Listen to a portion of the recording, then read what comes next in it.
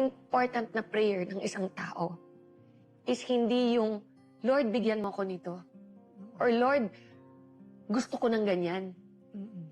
Ang pinaka-important na prayer ng tao is, Lord, ano yung will mo sa buhay ko? Saan mo ko gusto? Kasi maraming pintuan Ton. Maraming pintuan na nagbubukas sa buhay ng isang tao. Pero alin ba dyan yung galing sa Kanya? And paano mo malalaman? Paano? Ang prayer is, kung hindi galing sa'yo, Lord, isara mo. Tama. Isara mo. Alam mo ba kung ilan na, in my 35 years in showbiz, alam mo ba kung ilan na yung mga project na, andyan na, iyon na, biglang nawawala? Yes. Alam mo yun? Yes. Bakit? Hindi yun sa'yo Kaya kailangan align ka sa Kanya lagi. Kailangan sabihin, everyday ang prayer mo, Lord, your will be done.